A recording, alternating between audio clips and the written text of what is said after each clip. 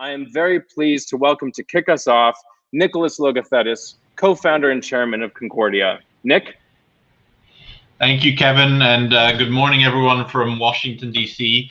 I'm going to keep it very brief because I want to make sure we get right into the content. I just wanted to, on behalf of Matt Swift and the entire Concordia team, welcome everyone to our annual Concordia Americas Summit. I just want to give a little bit of history of the Concordia Americas Summit because it's something we've become very proud of and is really, we believe, an important event on the calendar as it relates to the region and to the wider world. So the first event that we held in Latin America was in May 2016 in Miami. And we had the great help of our Leadership Council member, Dr. Eduardo Padron. And it was a really useful and overwhelmingly successful event that led to our exploration of doing events in Colombia. I have to say that we couldn't have done it without our former colleague Maria Paula Correa, who was just instrumental in getting us to the place we are today, and currently is working for the government of Colombia in as the head of the office of the presidency. So thank you to Maria for everything that she has done for us and that she continues to do for her country. We've held events in Bogota in 2017 and 2018. In 2018, we hosted the current president-elect of the United States, Joe Biden, for an important speech on Latin American policy. And I think it sort of is interesting to look back upon that speech now that he's been elected president, to see some of his views, and we were very honored to host him in Colombia, and look forward to a continued dialogue with his administration on the region and beyond. So this year, obviously, we are not in person. We are in virtual. Our team has worked very hard to put together a great series of conversations, and we're very proud of that. And I would just sort of continue to urge everyone on the line to get involved as much as you feel comfortable, and know that we're here to help you. Please let us know if you have any questions, concerns, complaints. We're here. And again, without further ado, let me just very briefly introduce the first panel. We are very honored to be joined by the President of the Republic of Colombia, Iván Duque Márquez, who is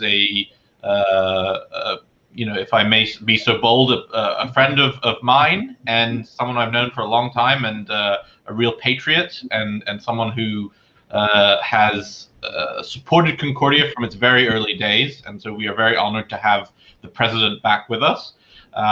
We're also very honored to have Senator Chris Coons, who is a senator from the U.S. state of Delaware, very important voice in the foreign policy arena, among many other arenas, also a very close advisor to the president-elect of the United States. And we are also equally honored to have Adam Boehler, who is the CEO of the U.S. International Development Finance Corporation, and has joined us in the doing great work around the world. And last but not least, as a moderator, our friend and partner, Liz Schrayer, who is the president and CEO of the U.S. Global Leadership Coalition.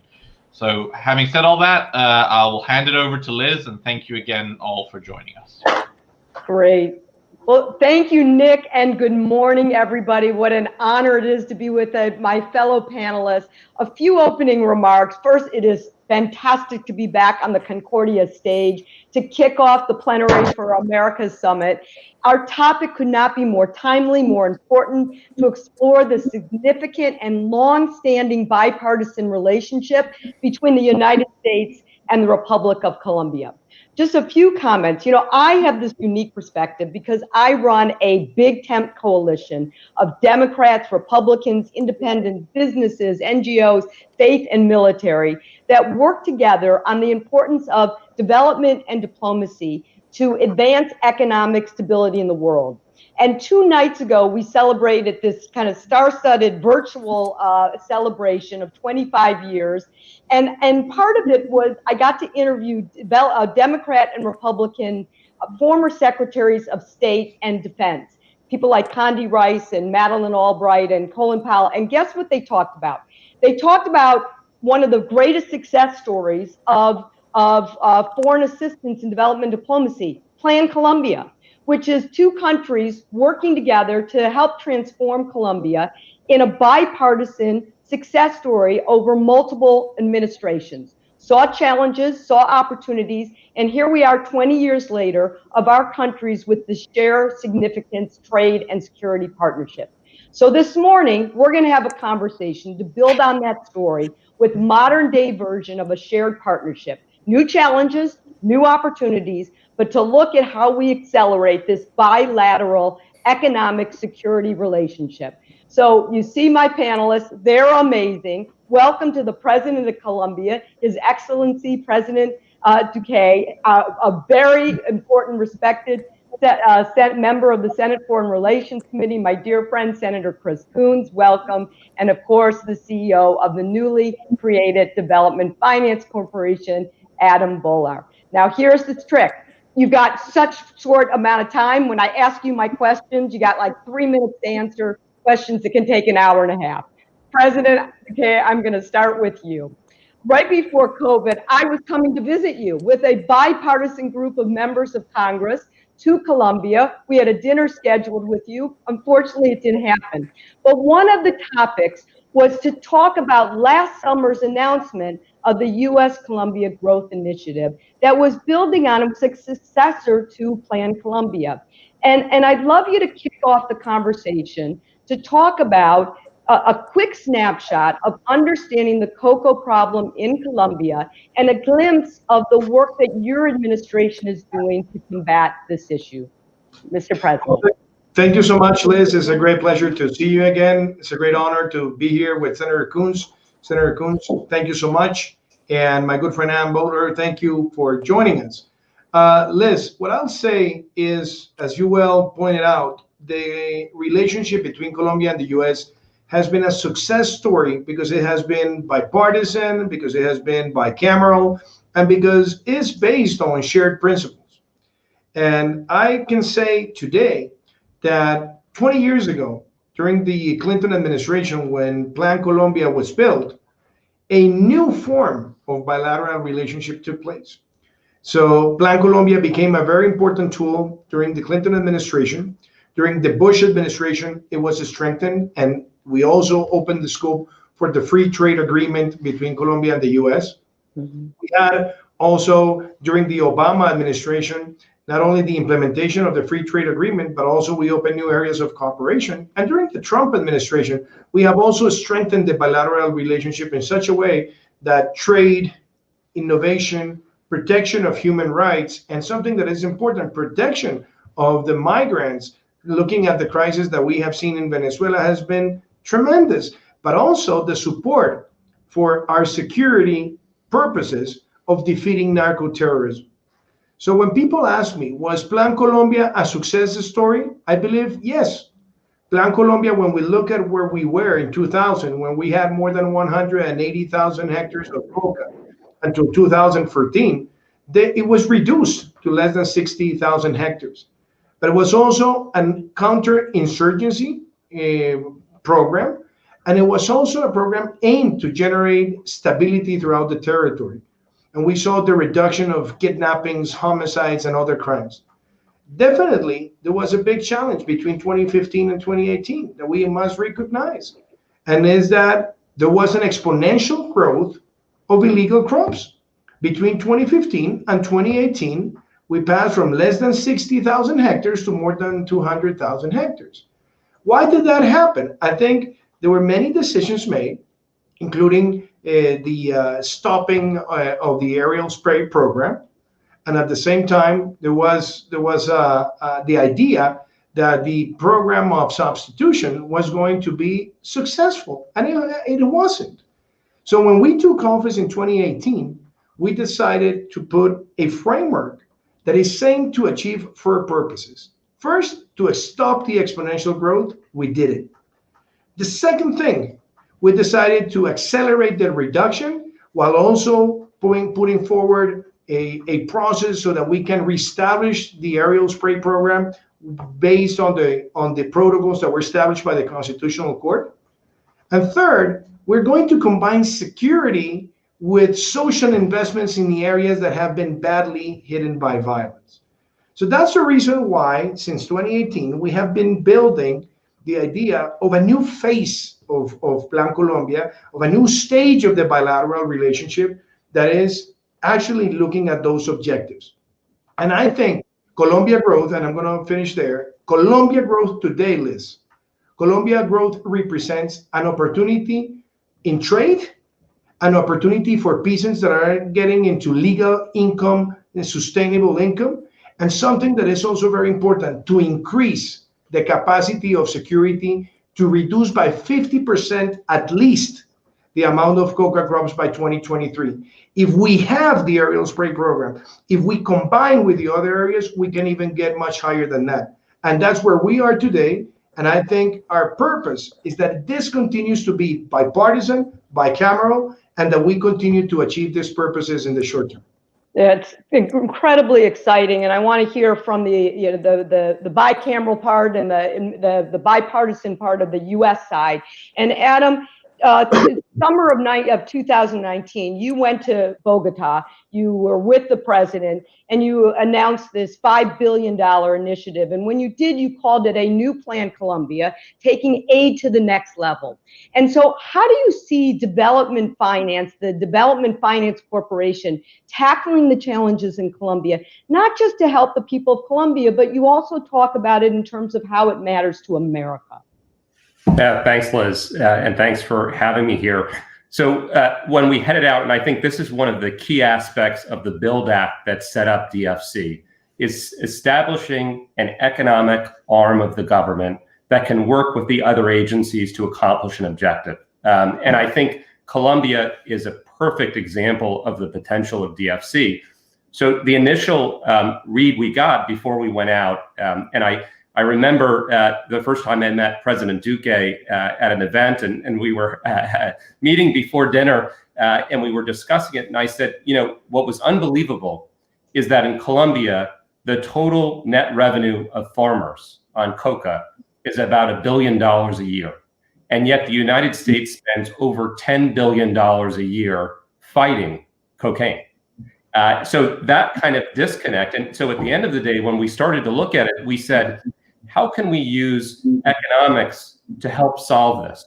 And when you look at farmers in Colombia, the reason they grow illicit crops like coca is because it grows very quickly, it's easy to transport, and financially, that's their real alternative. And so we said, if we come up with this next phase, and as President Duque said, I think the first phase in Plan Colombia was unbelievable, right? You eliminated the cartels. I mean, look at something people have always associated that with Colombia, and the government took that out. And the next phase is a vision to say, what if Colombia could be drug-free as a country? And that will take a little while, right? But I think the right path is to say, let's take from an economic perspective and let's substitute and orient and pay for things that are not illicit crops. And let's change those economics, because if you don't change the economics, it's always going to stay that way. And then let's also partner with other U.S. government agencies, because as the president says, it has to be kind of a multilateral initiative.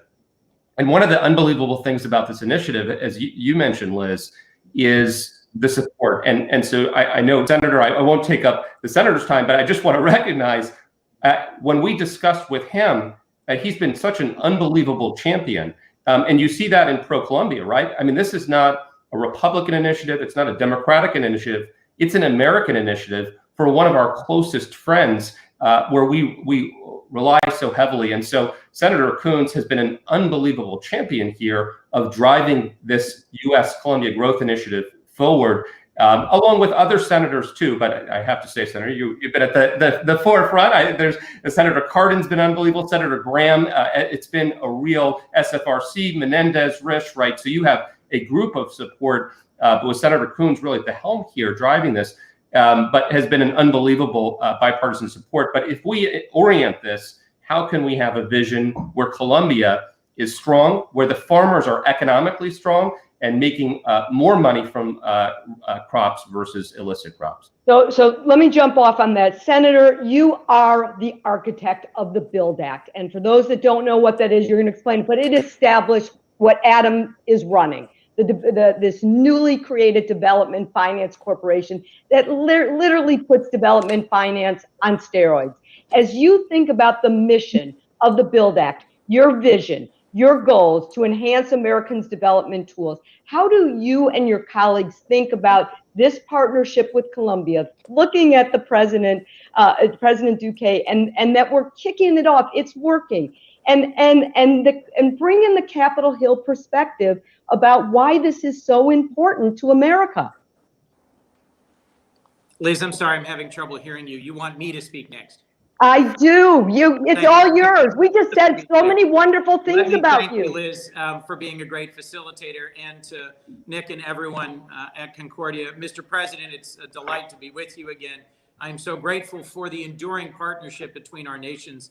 And Adam, you've done a tremendous job standing up the Development Finance Corporation and then making real the promise of the bipartisan legislation that Republican chairman of the Foreign Relations Committee, Bob Corker, and I worked so hard to craft in the Senate with bipartisan help and leadership in the House.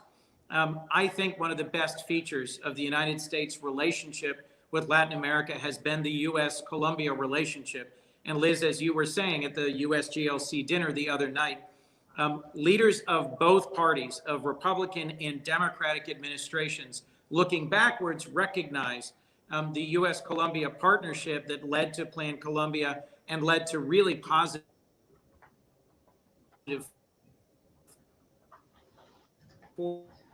forward-looking transitions within Colombia, are excited both about that. We worked on and wrote the Development Finance Corporation vision embedded in the BUILD Act. This is exactly the sort of work that we hoped it would be doing, identifying critical opportunities for private sector investment, secured and led in many ways by a public initiative in partnership with nations that we have long and close relationships with, and in ways that facilitate development that will further stabilize countries facing significant challenges.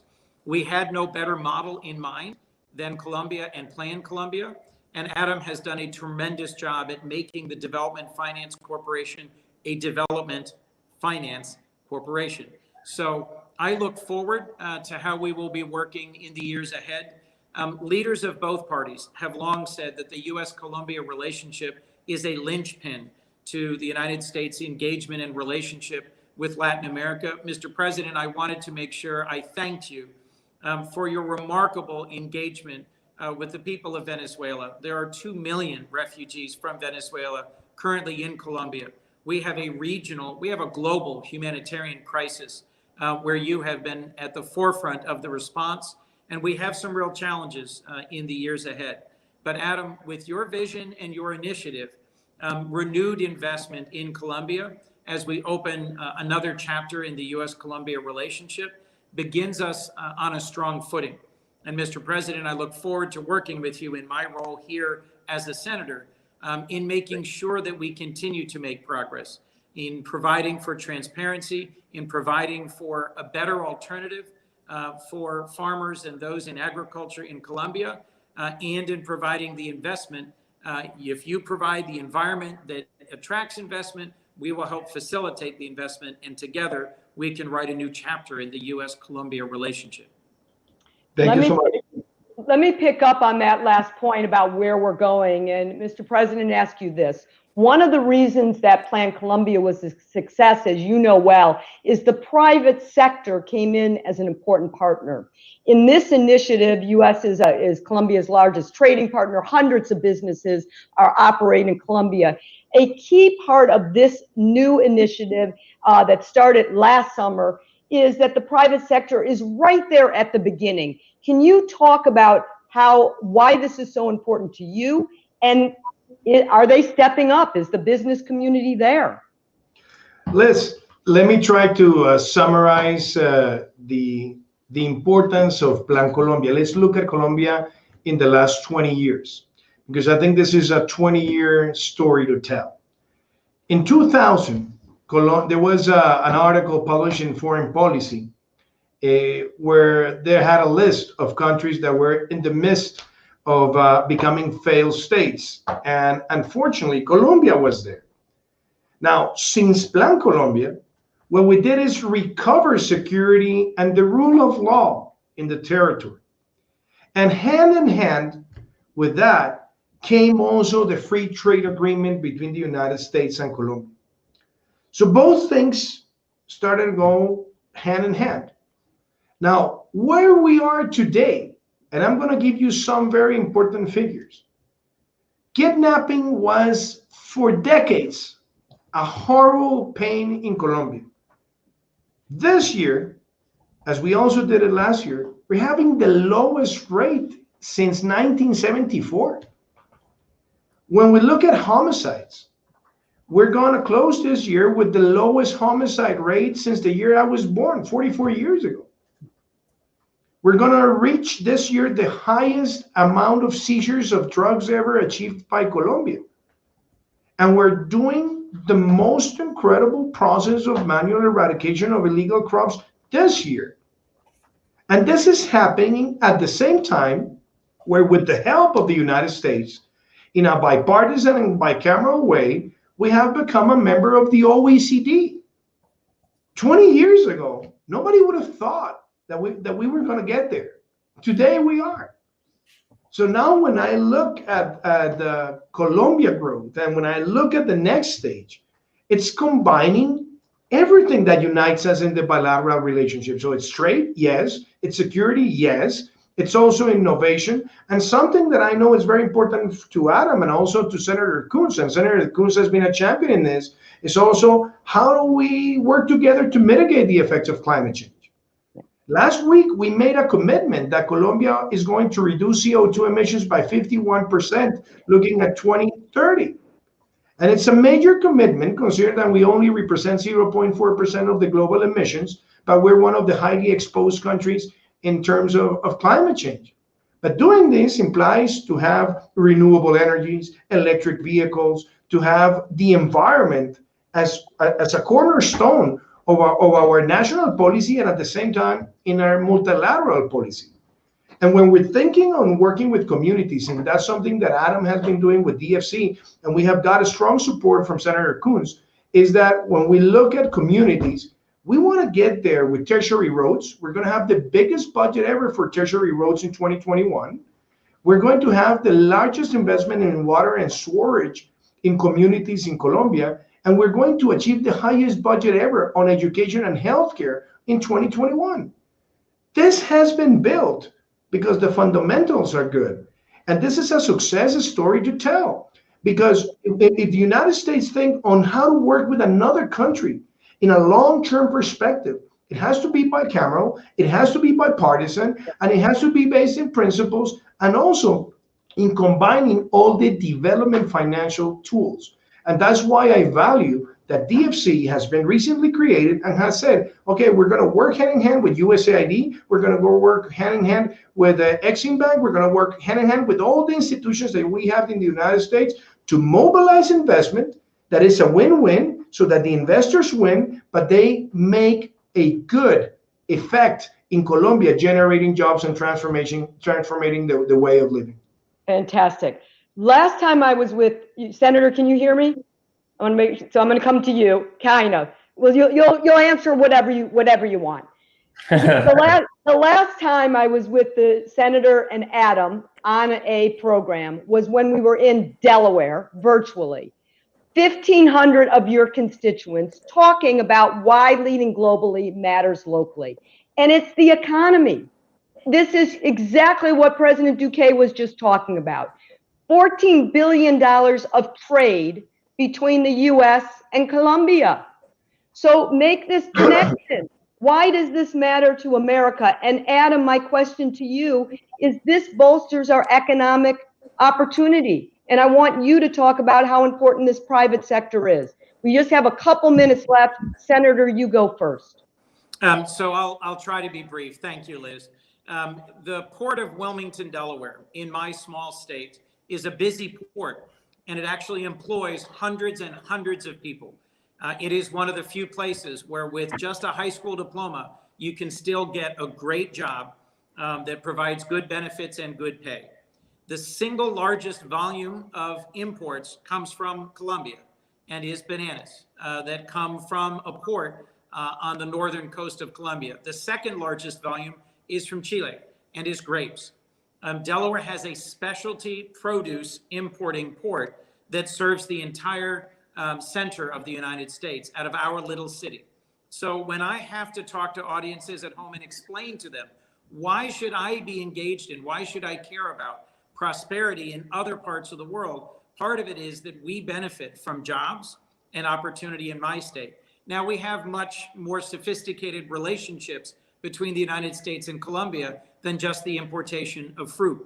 But that is a simple and easy to understand relationship that is quite long and that provides hundreds of good paying entry-level jobs in Delaware. We also have relationships around financial services, around incorporation, and around other technologies, the export of chicken and the import of things like bananas. But if Colombia is stable, if Colombia is prosperous, if Colombia is a nation with which we have good and reliable trade that is steadily moving up the value chain, that also benefits us in the other way, that there is no longer an illicit trade in harmful narcotics between our countries, but is instead a positive trade, both exports from Delaware and imports from Colombia. I have this annual conference that Liz has been so gracious as to help host and organize each year, because I have to explain to the people of my state, why should I be traveling to a nation like Colombia, and why should they be investing? Why should our nation be investing in Colombia? I think all of us need to make this argument, all of us who serve here in Congress and all of us who serve in government, whether it's in the United States or elsewhere, about how does globalization benefit all of us? And I think the DFC is a critical part of advancing to the next stage of international relations that are not just about grants, but are about trade and investment and improving the quality of life in all of our nations. Adam, we have about 1 minute to wrap up, but how do you leverage the private sector so they're into this as well, and they have some skin in the game? Because that's ultimately how this is going to be successful. So I think one needs to look no further, for example, in how important the private sector is in strengthening an economy and stability than comparing our friend and ally Colombia and their neighbor in Venezuela. It's a perfect contrast, and the difference between a strong private sector and stability where people are prosperous and what that means to the United States. And so what we've been activating in the U.S.-Colombia Growth Initiative is that private sector to train, to build roads, and to drive prosperity to farmers.